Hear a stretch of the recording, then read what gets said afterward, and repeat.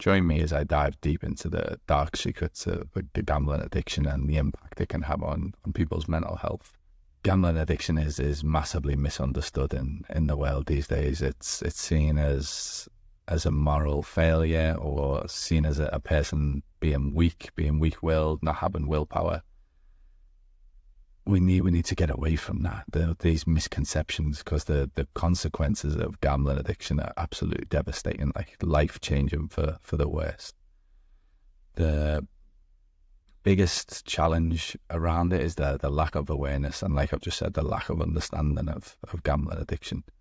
The gambling addiction isn't picky. It can affect anyone. Doesn't matter if you're male, female, doesn't matter your age, doesn't matter your socioeconomic status, whether you're a low-level entry point type of job, or you're the CEO of the company. The same thing's going to be happening. If you're suffering from a gambling addiction, 100% of your wages is going to be going into that addiction.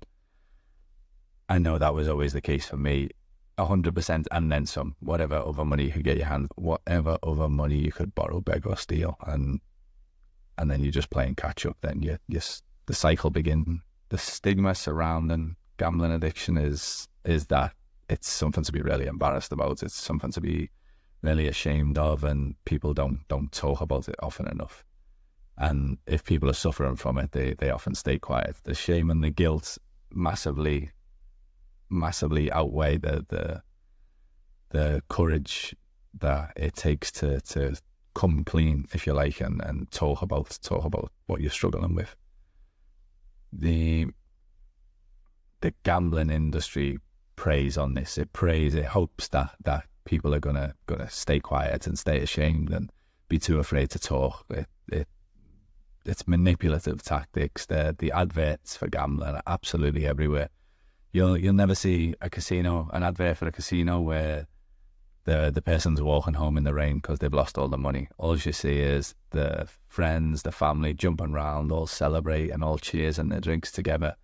It's obviously put there to make you think you're going to win, when the actual chances of you walking away winning are crazy. Like, a couple of statistics for you. In the US alone, it's believed around 10 million people suffer from a gambling addiction. In the UK, it's 2.5% of Britain suffers from a gambling addiction, which doesn't sound like much, but put it into a different number, it means roughly 1 in 40 people in the UK are suffering from a gambling addiction. So if you imagine the size of your street, roughly 40 people in it, one person in your street suffering from a gambling addiction. And you'd have no idea, because the highly likelihood is that they're going to be keeping that quiet. They're going to be keeping that buried deep down. The consequences of it, the financial ruin, the trust issues that it breaks down in relationships, and then you're just constantly stuck in that cycle of you've lost your money, you've ended up in debt, you're full of despair, and you're thinking, right, how can I get out of this mess? And going to have a gamble is not only going to help me escape that worry, that pain, that despair. I might have a chance of actually winning some life-changing money and getting myself out of the hole.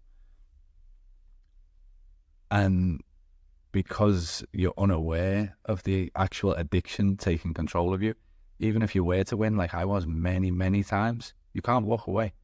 The few times a person that suffers with a gambling addiction does walk away, it's very rare they'll do something with those winnings. Those winnings are just ammunition to go back and gamble with again. That was always the case for me. Of the times on probably one hand I can count that I've won big money, I've got nothing to show for it, because it just went straight back to where it came from. It was always the way. And just the impact that it has on mental health, it causes depression, causes anxiety, suicidal tendencies, and actual suicide. I know I've had 2 people that I've met in the various support groups that I've been that have actually committed suicide. I know a lot of people in my current support groups that ended up in my support groups because they contemplated suicide. I know I've been there. I know after my last relapse, I was thinking about ways to do it, but luckily I imagined my 2 young daughters growing up without a dad, and that was enough for me to just quash those thoughts straight away. But not everyone has something like that can pull them out of that despair, that horrible cycle that I mentioned earlier that they're stuck in. And yeah, unfortunately, like I know in one of the support groups I go to, it says that this addiction, if not treated, will end in insanity, prison, or death. And it's so true. It's so true. And I'm pretty sure I'm already pretty insane. The prison and death, I'd say I'm pretty lucky that I haven't experienced either of those. But yeah, I'd say most people, it is, if it's not treated, it ends in prison, insanity, or death. I do believe that it is treatable. The more we speak out about it, the more we try and get rid of the stigma surrounding it. I feel the more comfortable, the more easy it'll be for people to show the courage to speak up and share to their loved ones that they're struggling, and hopefully it will sort of help you get out of the hole that you're stuck in. I mean, it's hard to hear all this. It's the devastating consequences are hard enough. The suicidal tendencies are really hard to hear. But step one of getting through this is awareness, raising awareness. That's what I'm trying to do with this channel. Raise awareness to not only people who are suffering with it, but people who might know someone who's suffering with it, a loved one, a family member, a friend. By raising awareness, hopefully it's going to reduce that stigma.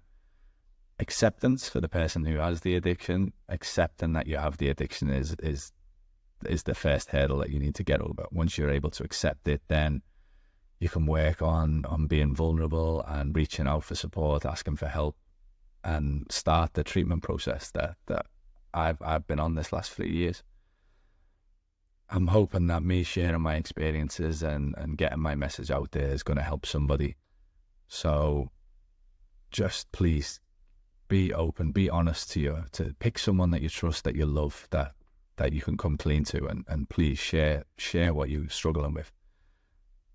And hopefully, just if this video helps one person, I'll be thrilled. Please comment below if you've got a story to share, if a loved one or a friend is struggling, you want to talk about it. Please comment below.